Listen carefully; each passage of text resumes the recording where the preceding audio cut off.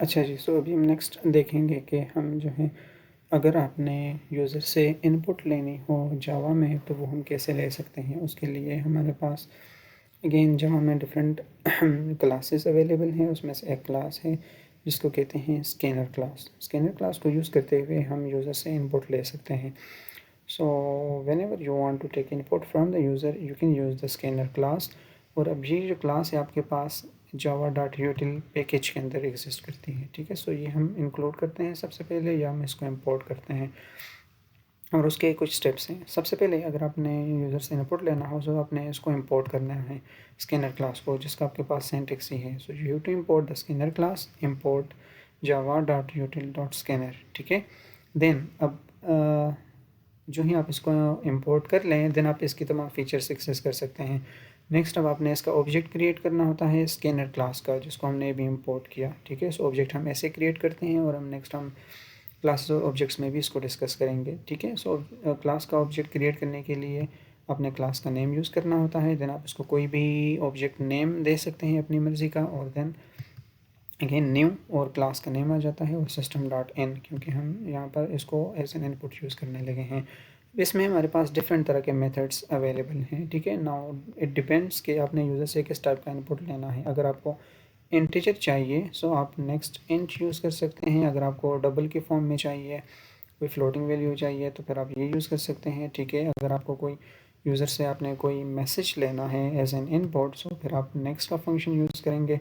अगर आपको कोई कंप्लीट लाइन चाहिए सो देन आप नेक्स्ट लाइन का फंक्शन यूज़ कर सकते हैं। ठीक है, so let's see it with the help of an example. अब जिस तरह मैंने आपको बताया कि सबसे पहले आपने इस क्लास को यहाँ पर इंपोर्ट करना है, स्कैनर की जो आपकी क्लास है। सो सबसे पहले आपने इसको यहाँ पर इंपोर्ट करना है। इसको यहाँ पर इंपोर्ट करने के बाद अब नेक्स्ट आपने क्या करना है, जिस तरह हमारे पास स्टेप्स थे। ठीक है, कि अब आपने सबसे पहले इसका ऑब्जेक्ट क्रिएट करना है। तो अगेन मैं आपको यही कोड सारा एक्सप्लेन करवा देता हूँ।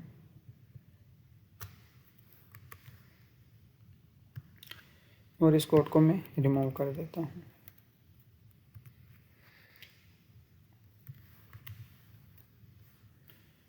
अब सबसे पहले हमने क्या किया कि इसके जो स्टेप्स हैं, हमने इस क्लास को इंपोर्ट किया। अब हम यूज़र से इनपुट ले सकते हैं। ठीक है, देन हमने अब यूज़र से इनपुट लेने के लिए आपने उस क्लास का ऑब्जेक्ट क्रिएट करना होता है। सो मैंने स्कैनर क्लास का ऑब्जेक्ट क्रिएट किया और उसको मैंने SC का नाम दे दिया।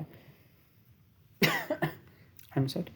सो अब नेक्स्ट मैंने क्या किया, अब मैं एक मैसेज प्रिंट करने लगा हूँ कि system dot out dot print और इंटर यूज़र नेम। अब ये यूज़र को मैसेज प्रिंट होगा और नेक्स्ट अब यूज़र जो भी इंटर करेगा वो मेरे पास अब यहाँ पर नेम में स्टोर हो जाएगा। ठीक है, complete line. Then I will ask about the age of the user, और क्योंकि अब वो इंटीजर वैल्यू होगी सो मैंने इसके लिए यहाँ पर इंट एज के नाम से एक वेरिएबल डिफ़ाइन किया, और जो यूज़र अब इंटर करेगा वो डेटा अब हमारे पास यहाँ से इसके थ्रू हम स्कैनर के थ्रू गेट कर रहे हैं और एज में हम स्टोर कर रहे हैं। ठीक है, और देन हम इसको वेरीफाई भी कर सकते हैं कि क्या जो यूज़र ने इन्फॉर्मेशन एंटर की हमारे पास वो हमने वापस से उसको प्रिंट करनी है कि क्या वो तमाम इन्फॉर्मेशन ठीक है भी या नहीं। सो लेट्स सी, अब अगर मैं इस कोड को रन करूँ, सबसे पहले for example enter your name. So मैंने यहाँ पर कर दिया Ali, and then for example enter your age, let's say 22।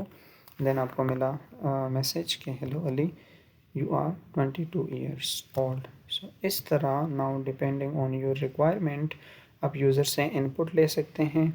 आप उसको देन वेरिएबल्स में स्टोर कर सकते हैं उसके रिलेवेंट डेटा टाइप्स के थ्रू, एंड देन आप उसको प्रिंट कर सकते हैं। सो इस तरह आप जो है तो जावा में स्कैनर क्लास को यूज़ करते हुए यूज़र से इनपुट ले सकते हैं या उस तमाम इन्फॉर्मेशन को देन वापस से यूज़र को प्रिंट करवा सकते हैं।